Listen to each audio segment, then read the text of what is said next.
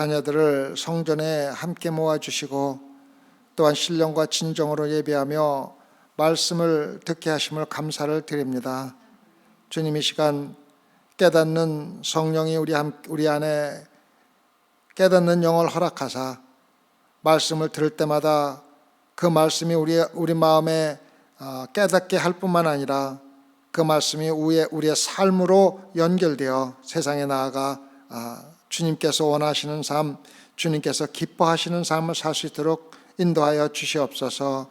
하나님 아버지, 오늘도 참석하지 못한 성도 기억해 주시옵고 그들도 예배에 참석할 수 있는 마음을 허락하사 다음 주에는 꼭 참석하여 함께 예배드리고 은혜 받을 수 있는 기회를 허락하여 주시옵소서. 감사와 영광을 하나님께만 돌려오며 거룩하신 예수님 받들어 기도드렸사옵나이다. 아멘. 지난주에 4절에서 우리 믿는 사람들은 바벨론에서 빠져나오라고 이야기를 했습니다. 바벨론은 뭡니까? 세상 사람들이 뭉쳐서 자기들의 힘으로 자기들의 능력으로 살아가겠다고 모인 사람들이 바로 바벨론이라고 그랬습니다. 그래가지고 우리는 거기서 빠져나오는데 머뭇거리지 말고 즉시로 빠져나와서 하나님께 가라고 그랬습니다. 빠져나와서 어디로 가라고요? 예수 그리스도께 가라고 그랬습니다. 우리 신앙생활은 예수 그리스도께 가는 삶입니다. 우리는 전부 다 하나님께 나아가야만 합니다. 5절입니다. 그 죄는 하늘에 사무쳤으며 하나님은 그의 불의한 일을 기억하신지라 그가 준 대로 그에게 주고 그의 행위대로 갑절을 갚아주고 그의 섞은 잔에도 갑절 하나 섞어 그에게 주라.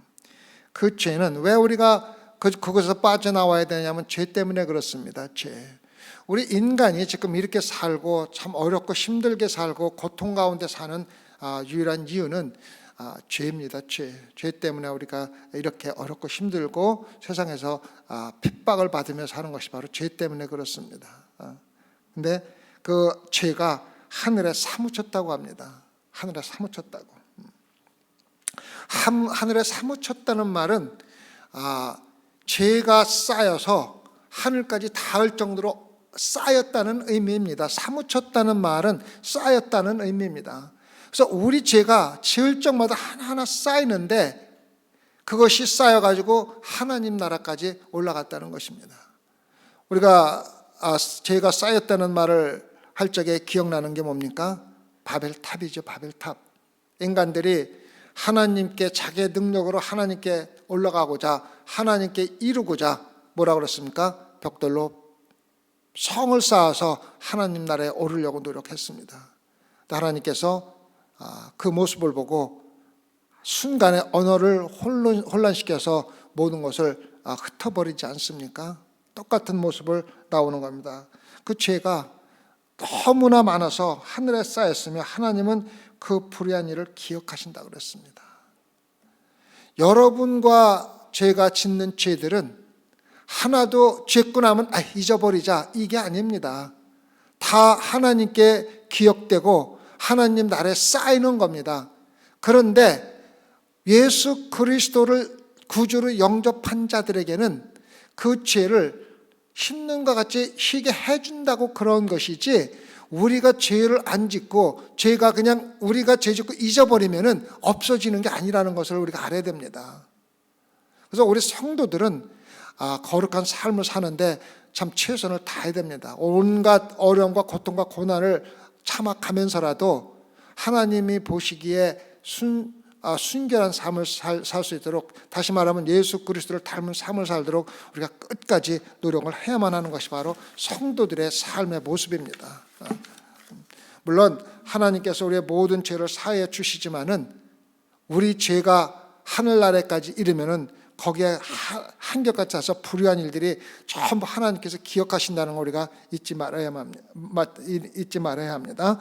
로마서 2장 볼까요? 로마서 2장 5절을 보면은 똑같은 말이 나옵니다. 로마서 2장 5절에 보면은 다만 내 고집과 회개치 아니한 마음을 따라 진노의 날 곧 하나님의 의로우신 판단이 나타나는 그날에 이 말 진노를 내게 쌓는도다.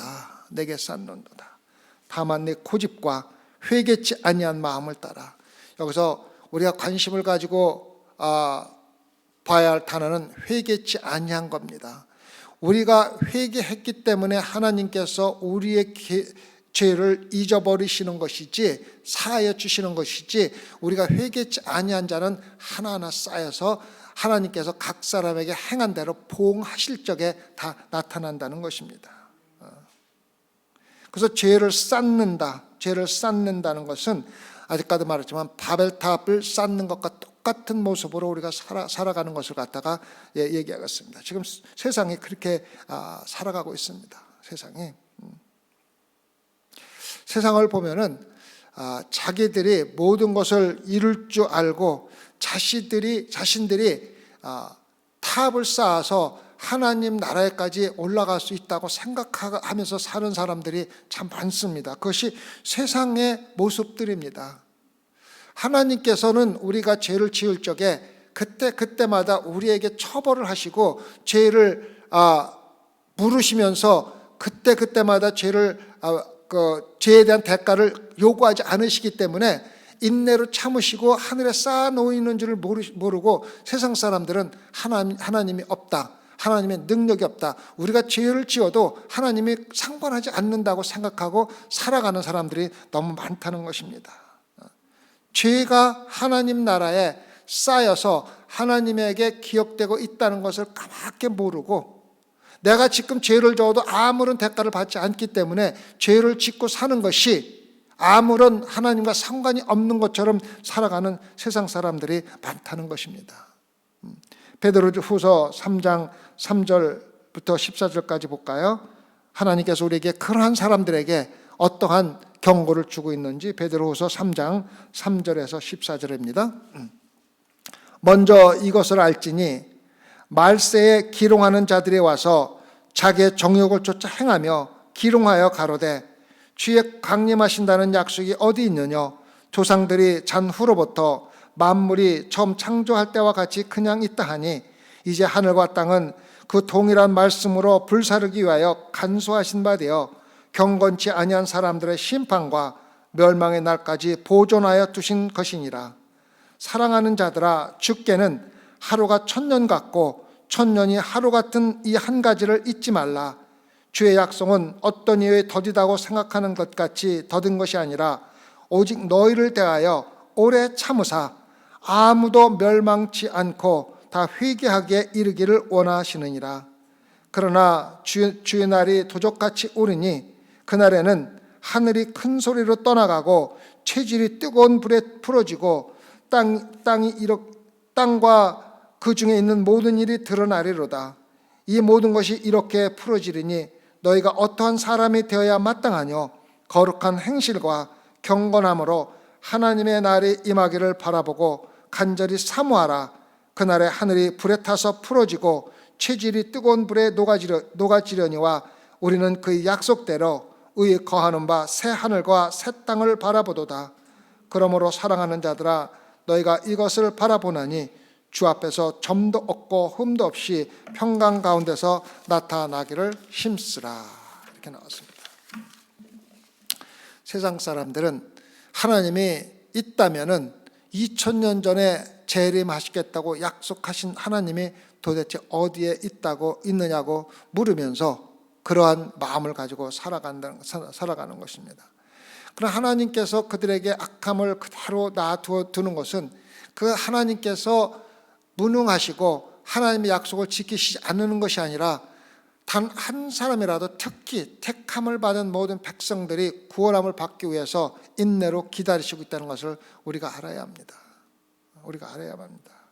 하나님은 힘도 없고 무력한 하나님이 아니고 약속을 무시하고 약속을 지킬 수 있는 능력이 없는 분이 아니라 우리가 구원받기를, 정말 하나님의 사랑이 얼마나 크시면은 우리 인간 같으면은 당장 다 쓸어버리고 싶은 그런 죄악 가운데서도 참고 인내하면서 단 한 사람이라도 더 구원받기를 기다리시는 하나님의 인내를 우리가 배워야 합니다.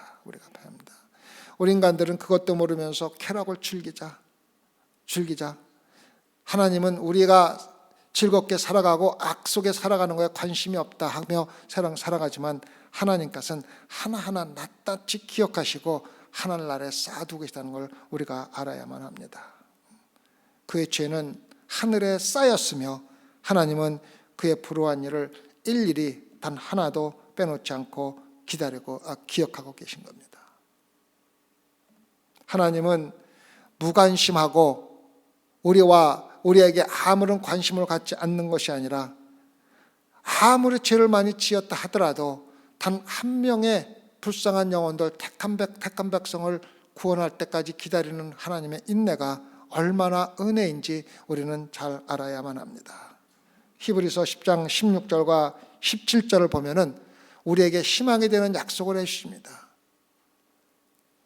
세상 사람들의 죄는 다 하늘에 쌓이고 기억하신 바 됐지만은 우리 믿는 자들, 예수 그리스도를 영접한 자들의 죄는 다 지워버리시겠다고 약속하신 말씀이 있습니다. 히브리서 10장 16절과 17절입니다.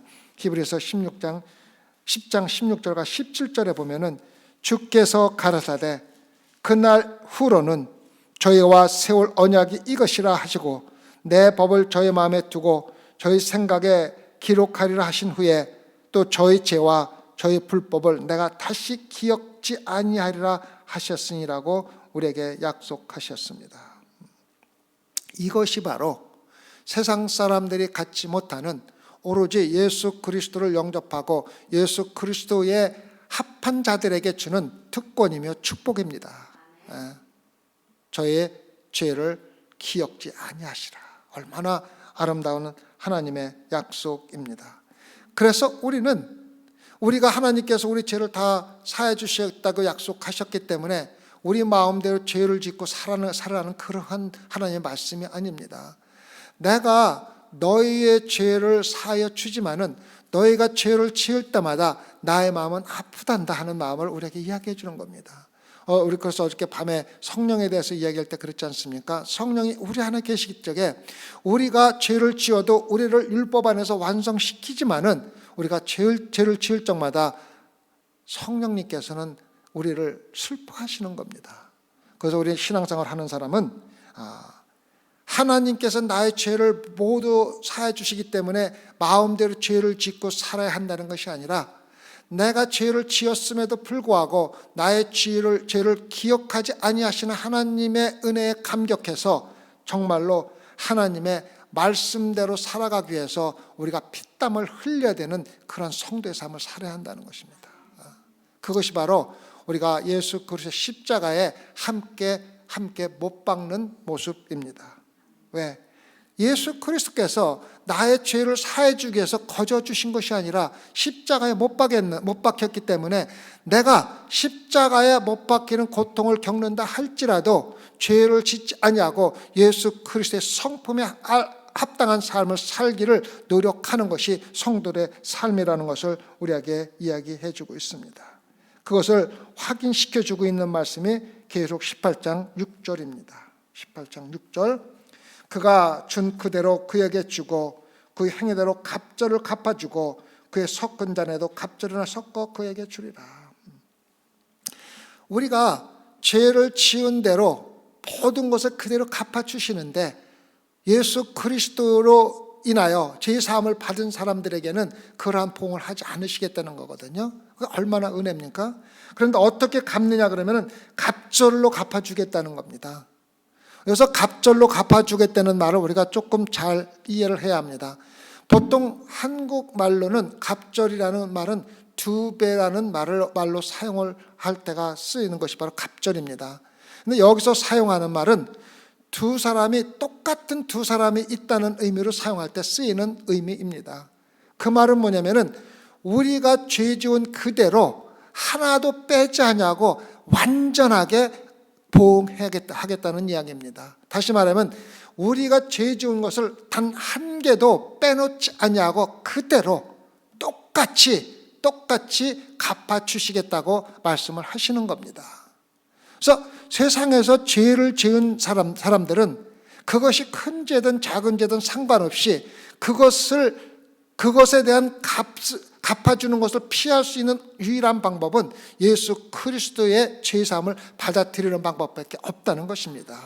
그래서 아무리 작은 죄라도 있는 그대로 온전하게 갚아주시겠다는 게 바로 6절의 말씀입니다. 똑같은 사람이 둘이 있는 것과 같이 똑같이 갚아주겠다. 그 말하면 의롭게 갚아주시겠다는 겁니다. 없는 죄를 짓지 않은 것을 더해서 해준 것도 아니고, 죄를 지은 것을 더 많이 갚는 것도 아니고, 있는 그대로 온전하게 잊어버리지 않고 갚아주겠다는 것입니다. 우리는 이것을 우리가 마음속에 새겨두어야만 합니다.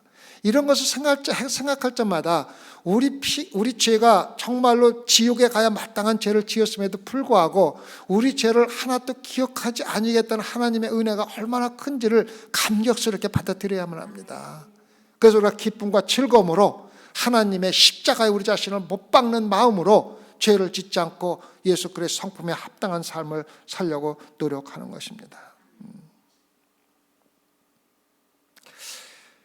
우리가 죄를 짓고서도 마음에 아무런 느낌이 없이 살아간다면 우리는 우리 마음속에 화인받은 자라고 얘기를 합니다. 성경에서는.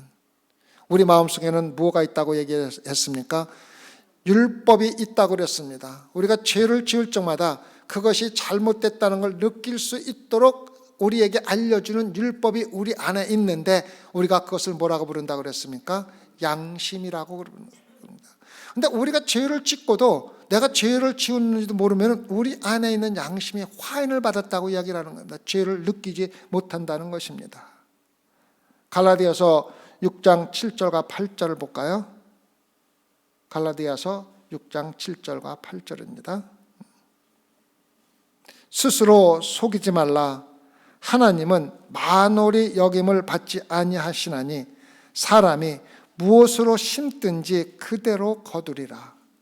자기의 육체로 하여 심는 자는 육체로부터 썩어질 것을 거두고 성령으로 하여 심는 자는 성령으로부터 영생을 거두리라 이야기했습니다.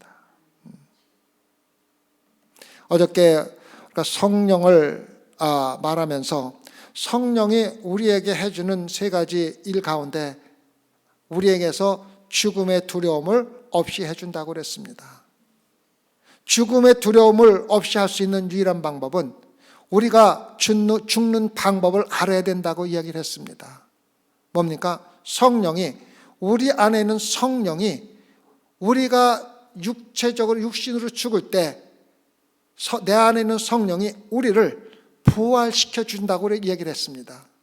그래서 성령의 가장 큰 역할 중에 하나가 우리가 육신이 죽었을 적에 그 안에 있는 성령이 부활한 새로운 몸을 우리에게 주시면서 나라는 인간 자체는 그대로 있지만, 나의 아이덴티티는 그대로 있지만은 새로운 몸을 가지고 태어나는 역할을 하는 것이 바로 성령의 역할 중에 하나라고 이야기를 했습니다.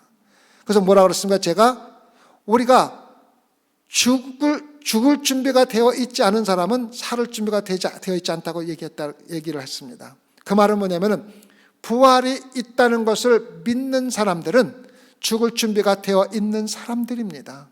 그래서 이 세상에 살아가면서 죽음에 대한 두려움을 갖지 않고 사는 사람이 바로 죽을 준비가 되어 있는 사람이라고 제가 어제 저녁에 얘기를 했습니다. 제가 목회를 하면서 죽음 임종하는 모습을 종종 볼 때가 많이 있습니다. 그 임종하는 모습을 보면은 이 사람의 믿음이 얼마만큼 있는가를 갖다가 쉽게 판단할 수 있는 계측기가 될 때가 참 많습니다. 하나님을 믿었다고 이야기하지만 진심으로 마음에 하나님을 영접하지 못한 사람이 죽는 모습은 너무 비참하게 죽습니다. 죽지 않으려고 발버둥 치는 모습으로 정말로 죽어가는 모습을 볼 적에 마음이 굉장히 무겁습니다. 저 사람이 부활을 믿지 않고 죽는구나. 부활을 믿는다면은 평안한 마음으로 죽는데. 그래서 정말로 믿음이 좋게 죽는 사람들은 죽을 적에 자진해서 죽습니다. 자신을 죽습니다. 우리가 얼마 전에 이정옥 그 집사님이 돌아가시는 모습을 제가 마지막 임종하시기 전에 가서 예배를 드리고 찬양을 드리고 돌아가시는 모습을 봤는데 정말 아름답게 깨끗하게 돌아가셨습니다. 심지어는 사람들이 올 적마다 화장을 하고 예쁜 모습으로 나와서 사람들과 대화하고 절대로 더 이상 나를 치료하지도 말고 가능하면은 강한 몰핀을 나한테 줘서 빨리 죽을 수 있게 편안하게 하나님에 갈 수 있게 해달라고 사정을 하고 돌아가신 분이 그분입니다. 우리 아내하고 저 같이 갔지만 죽는 모습이 그렇게 아름다워서 참 사람이 살을 적에도 그분은 참 살을 적에도 참 아름답게 사신 분입니다. 저하고 이렇게 깊은 관계를 갖지 않고 자주 만나는 관계는 아니었지만 참 깊은 관계를 가지고 살면서 우리가 1년에 한두 번 만나는 관계였지만 각 행사가 있을 때마다 정성 들여서 카드를 써 저희 집에 보내는 그거를 참 감사하게 받을 때가 많습니다. 추수감사절 생일날, 크리스마스 때라든가 생일날이라든가 그냥 카드 보내는 게 아니라 정성을 해서 한 장 꽉 채워가지고 자주 만나지 못하지만 그렇게 카드를 보내는 그 아름다운 모습, 만나는 사람들마다 참 우리 교회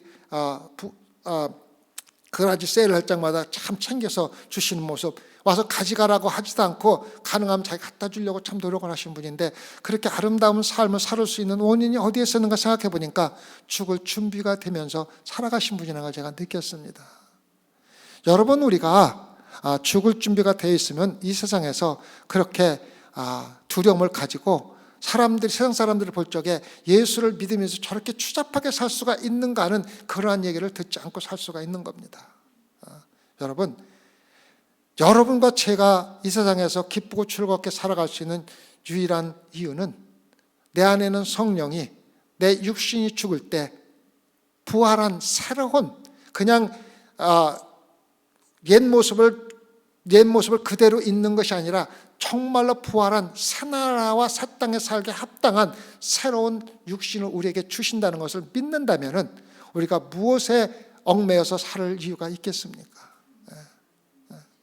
우리 부활을 믿고 내 안에 성령의 인도하심에 따라서 정말 바벨론과 같은 그러한 죄악 속에서 정말 타락한 속에서 빠져나와서 예수 그리스도의 품 안에서 함께 평안한 삶을 우리가 살아야 한다는 것을 마음속에 새겨두시기 바랍니다.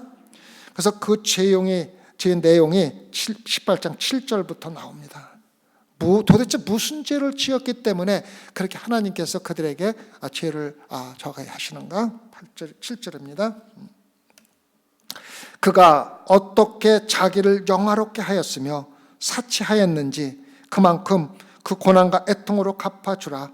그가 마음에 말하기를 나는 여왕으로 앉은 자여 과부가 아니라 결단코 애통을 당하지 아니하리라 하니.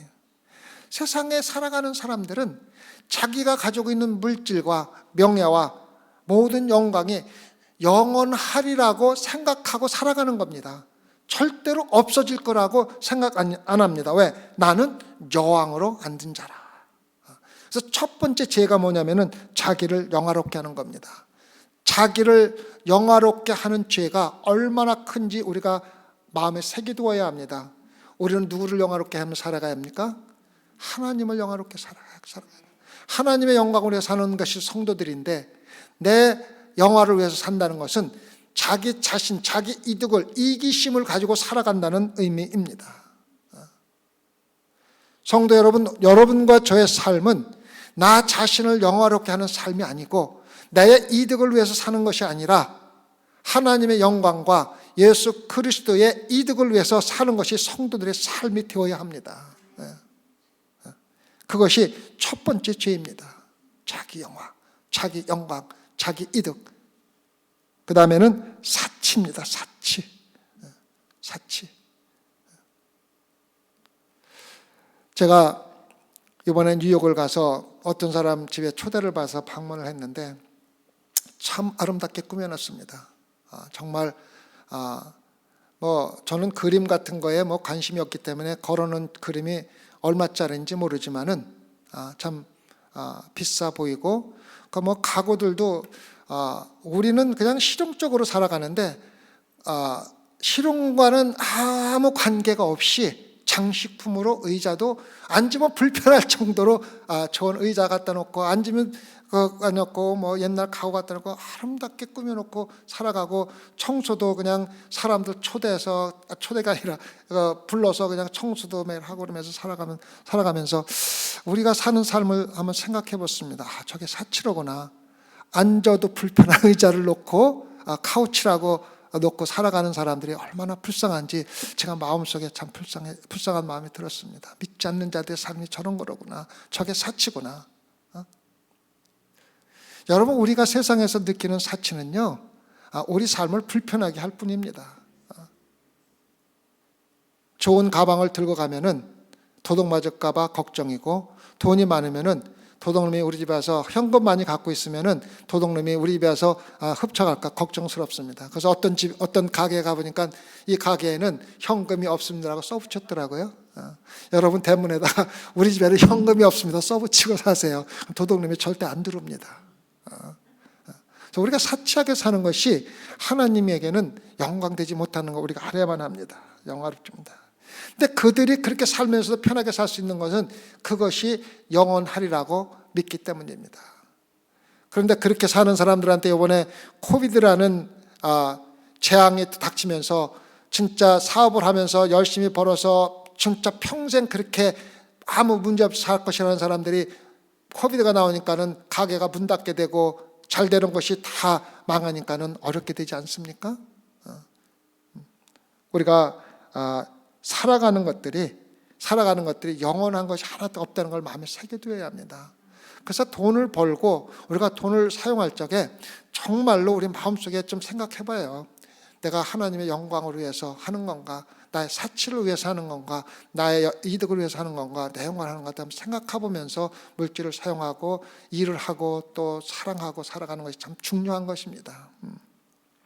그래서 하나님이 하나님의 자녀들에게 요구하는 것은 신앙적으로 성장하라는 겁니다. 성장해서 좀 성숙한 삶을 살라는 것입니다. 10년, 20년 교회 다니면서도 맨날 똑같은 모습으로 살아가지 말고 신앙적으로 성숙해서 성숙한 분량을 가지고 살아가는 겁니다. 그래가지고 그 삶이 정말로 하나님께 순종하는 삶, 내가 어떤 어려움과 고통과 힘든 일이 있다 하더라도 하나님의 순종해서 살아가는 삶, 그러한 우리 모습을 보고 하나님이 얼마나 자랑스럽고 기뻐하시겠습니까? 그것이 바로 하나님의 영광을 위해 살아가는 겁니다. 제가 어저께 기도 끝나고 나서 기도할 시간에 제가 이렇게 말씀을 드렸죠. 우리가 지난주에 참 어렵고 힘들게 저도 없이 참 은혜 받는 부흥회를 하고, 또 12월 10일부터 10일까지 또 우리에게 선교의 사명을 주게 한 하나님의 뜻이라고 제가 선교를 하는 선교의 집회를 우리에게 베풀어 주셨는데, 뭐 금방 부흥회하고 한 달 만에 또 이런 거 하냐고 힘들다고 불평하지 말고 하나님께 감사라고 말씀드렸지 않습니까? 그게 축복입니다. 축복. 1년 내내 신앙생활 하면서 아무도 없이 일요일 날 와서 예배나 보고 집에 가서 휴식하고 놀고, 조금만 교회에 힘든 일 있으면은 힘들다고 불평하는 거, 그거 하나님이 원하시는, 하나님을 영광되게 하는 삶이 아닙니다. 얼마나 감사합니까? 우리 같이 시골교회 몇 명 되지도 않는 교회에 정말로 아프리카 5개국에서 선교를 하시는 분이 그 선교를 20몇 년 전에 그 선교를 시작해서 지금 얼마나 많은 공항과 그 중고등학교와 신학대학교를 강달에 세워가지고 하시는 분이 우리에게 선교 사명을 함께 나누기 위해서 오시는 분이 얼마나 감사합니까? 그래서 제가 어저께 통화를 했는데 언제 오시냐고 그러니까 목요일 날 오시겠대. 그럼 금요일부터 저기니까는 목요일 날 오시면 좀 우리가 힘들잖아요. 근데 그렇게 목요일 날 일찍 오시겠다는 게 아니라 달라스에서 운전해가지고 아프리카에서 애들을 데리고 온 거예요. 신학대학생들 데리고 와서 캔사스시티에 있는 신학대학의 아이들을 거기다가 데려다 주고 자기는 그냥 차 타고 오시겠다는 거야. 그러면은 제가 호텔을 예약해드리겠는데 그 영어 이름을 좀 주세요. 그랬더니 그거는 우리가 해야죠. 그렇게 말씀하시더라고요. 그런 거는 내가 해야죠. 그렇게 말씀하시더라고요.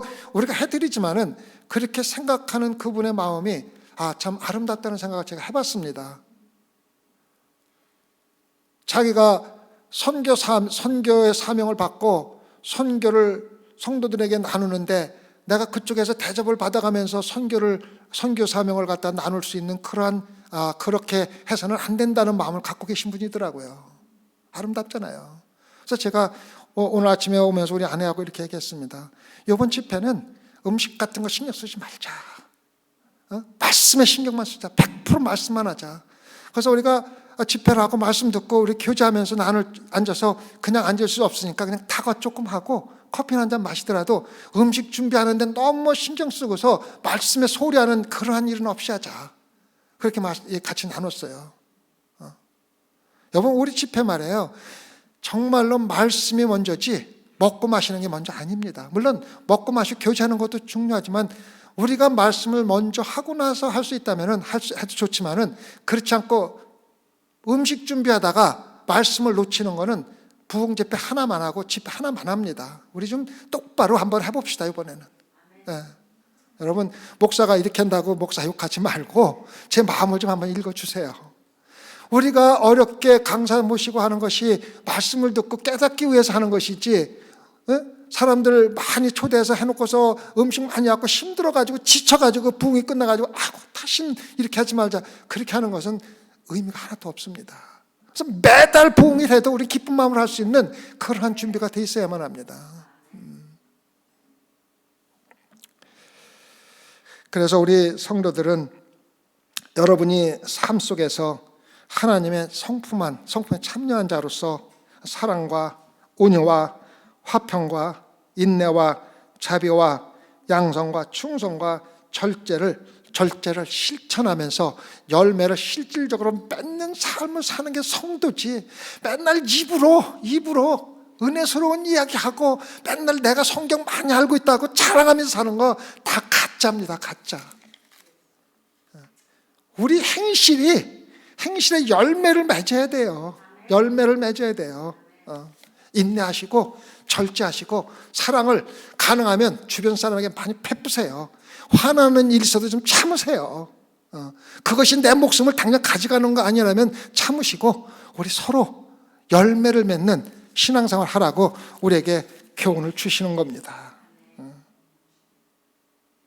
사치하지 말고 우리 그렇게 살아가는 사람이 사치와 영화가 무엇인가를 우리에게 구체적으로 얘기해 주는 부분이 계시록 18장 12절과 13절에서 얘기해 주고 있습니다.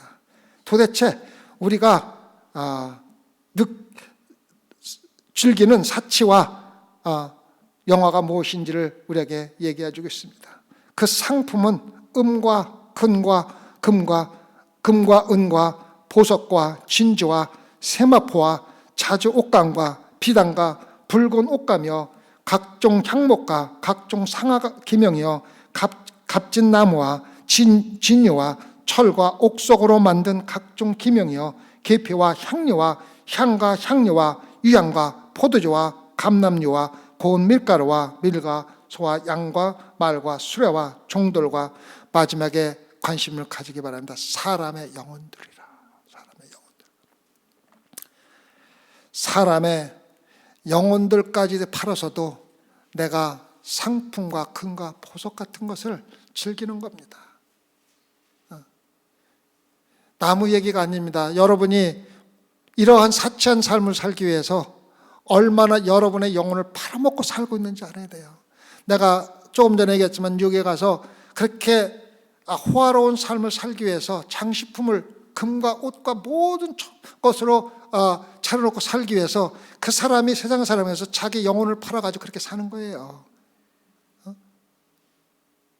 하나님을 믿고 일요일날 교회 가서 예배를 드리고 나에게 주어진 물질을 사랑으로 나누는 것, 그런 마음은 전혀 없고 그저 내 집에 아름답게 꾸며놓고 사치스럽게 꾸며놓고 사람이 와서 볼 적에 이 집은 정말 잘 사는 사람이네, 아름답게 사는 사람이네, 이렇게 그런 말을 듣게 해서 우리가 살아가는 모습을 참 불쌍히 여기는 거예요.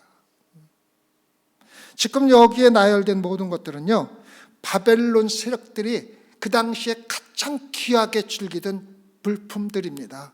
지금으로 말하면은 정말로 가치로 따질 수 없는 물품들을 갖다가 여기에 나열해 놓은 것입니다. 이러한 것들을 구하기 위해서 인도나 스페인이나 그 명품들이 나오는 원산지로 가서 가져올 수밖에 없는 물품들이 바로 이러한 물품들입니다. 그러한 물품들을 갖다가 즐기면서 심지어는 사람의 영혼까지도 팔아가면서 그런 것을 즐기고 있는 모습들을 우리가 보고 있는 겁니다. 여러분, 우리가 세상에 잘 사는 것도 좋고 출세하는 것도 좋고 사치하는 것도 좋지만은 내 영혼까지 팔아서 그렇게 하지 마세요. 아무리 장사를 해도 일요일날 예배 드리고 하나님 경배하는데 게을리하지 마세요. 그 내 영혼을 팔아먹는 겁니다. 영혼을 팔아먹는 거예요. 여러분이 아무리 바쁜 일 있고 귀한 일이 있어도 일요일날 주일날 하지 마세요. 주일날은 그냥 하나님께 온전히 드리고 하나님과 평안하게 하루 지내세요. 그렇게 해야 우리가 6일 동안 열심히 일해도 마음이 편안합니다. 그래서 일요일까지도 그냥 당장 예배만 조금 보고 와서 또 다른 일을 하려고 들고 돈 벌려 그렇게 하지 마시려는 거예요. 그렇게 하면은 돈을 조금 더 벌 수는 있지만은 그것이 그러한 돈이 우리 사치와 우리 영혼을 죽이는 데 들어가는 것이지 우리를 살찌게 할 수가 없다는 것입니다. 18장 8절입니다. 그러므로 하루 동안에 그 재앙들이 이르리니 곧 사망과 애통과 흉년이라 그가 또한 불에 살라지리니 그를 심판하신 주 하나님은 강하신 자시니라. 하루 동안에 모든 것이 사라진다는 겁니다. 이 하루 동안이라는 말을 우리가 또 잘 이해를 해야 합니다. 이거는 하루 동안이라는 한국말은 일일이라는 말이지만은 이 하루 동안이라는 말, 여기서 쓰인 말은 순식간에 경고 없이 사라진다는 뜻입니다. 순식간에 경고 없이 사라진다는 말이 바로 하루 동안에 라는 말로 사용된 말입니다. 하나님은 우리에게 경고를 2000년, 3000년 하시다가 우리가 듣지 않으면은 그 당시에 경고가 없는 것이 아니라 우리가 경고를 무시하기 때문에 순식간에 모든 재앙들이 일어서 사망에 이르고 애통과 흉년이 내가 여왕이 있기 때문에 내가 가지고 있는 것은 절대로 없어지지 않을 거라고 믿었던 그 사람들에게 사망과 애통과 흉년이 돌아오고 불에 살라지는 심판이 하나님이 나타나시는 겁니다. 지금까지는 하나님이 어디 있느냐? 2000년 전에 6000년 전에 있는 것과 달라진 게 무엇이 있느냐? 내가 아무리 죄를 지어도 하나님께서 우리에게 아무런 제재를 안 하셨는데 하나님 없다고 생각하는 그 순간에 하나님께서 강하심을 나타내면서 그 자리에서 모든 것을 사망으로 흉년으로 애통으로 불살라 버린다는 것입니다. 여러분 마음속에 안일함을 갖지 마세요. 어저께 예수님이 재림하지 않으셨다고 지금 이 순간에 재림하지 말라는 보장이 없다는 것입니다. 2000년 동안 재림하지 않으셨다고 순간에 오늘 이 순간에 재림하지 말라는 보장이 없다는 것입니다. 하나님께서는 예수님께서는 수십 번이나 여러분과 저에게 심판이 순식간에 밤에 도적같이 온다고 경고를 했습니다. 그거를 준비하지 않고 안일하게 살다가 똑같이 당하는 그러한 어리석은 자는 되지 말라는 것입니다. 깨어서 기도하면서 말씀 가운데 하루하루 살아가야 됩니다. 9절부터 보실까요? 그와 함께 음행하고 우리가 살아가는 이 모습도 한번 잘 보세요. 그와 같이 음행하고 사치하던 땅의 왕들이 그 불붙는 연기를 보고 위하여 울고 가슴을 치며 보십시오. 순식간에 일어난 그러한 모습을 보고 가슴을 치며 울고 있지 않습니까? too late이에요. 다 끝난 거예요. 그 고난을 무서워하여 멀리 서서 가로되 화이또다 큰 성 견고한 성 바벨론이여 일시간에 내 심판이 이르렀다 하르르다. 자기 스스로 깨닫고 보면서 울부짖는 것입니다. 다 끝난 순간입니다. 땅의 상고들이 그를 위하여 울고 애통하는 것은 다시 그 상품을 사는 자가 없습니다. 한번 하나님께서 모든 것을 불태워 버리시면 그것을 회복할 수 있는 방법은 전혀 없는 것입니다. 그 상품은 금과 은과 보석과 진주와 세마포와 자주옷과 비단과 붉은 옷가며 각종 향목과 각종 상아 기명이요 값진 나무와 진유와 철과 옥석으로 만든 각종 기명이요 계피와 향료와 향과 향료와 유황과 포도주와 감람료와 고운 밀가루와 밀과 소와 양과 말과 수레와 종들과 사람의 영혼들이라. 여러분, 지금 이 순간에 하나님께서 이러한 재앙을 내린다 하실지라도 여러분과 저는 예수 그리스도의 이미 피해 있는 사람들입니다. 우리를 하나님께서 보호해 주시고 또 모든 재앙으로부터 우리를 피하게 해주시는 그 하나님께 감사하는 마음으로 하나님께서 원하시는 삶, 예수 그리스도의 성품을 닮은 삶을 삶으로써 정말로 우리가 나날이 하나님께 가까워지는 신앙생활을 하도록 진심으로 기도를 드립니다. 몇십 년 후에 똑같은 성도로서 살아가지 말고 하루하루 달라지는 삶, 예수 그리스도 성품에 똑같은 삶, 성화하는 삶 살기를 진심으로 기도드립니다. 기도합시다. 주님, 2000년 동안 예수님이 재림하지 않으셨다고 너무 안일하게 신앙생활하는 저희들의 마음을 꾸짖어 주시옵소서. 그래야 이 순간부터는 예수님께서 도적같이 나타날 것을 다시 한번 마음속에 새기고 하나님의 심판이 순식간에 일어난다는 그러한 것을 마음속에 새기고 이 순간에 예수님이 부활하신다, 재림하신다 할지라도 이 순간에 하나님의 심판이 일어난다 할지라도 우리는 예수 그리스도의 품 안에서 예수 그리스도의 보호를 받고 있다는 확신을 가지고 신앙생활을 할 수 있게 도와주시옵소서. 하나님, 오늘 새벽에 모인 당신의 자녀들 가운데 단 한 명도 불 가운데 들어가는 사람이 없도록 특별히 예수님께서 보호하여 주시옵소서. 간절히 우리의 주님이신 예수 그리스도의 이름으로 기도드렸사옵나이다.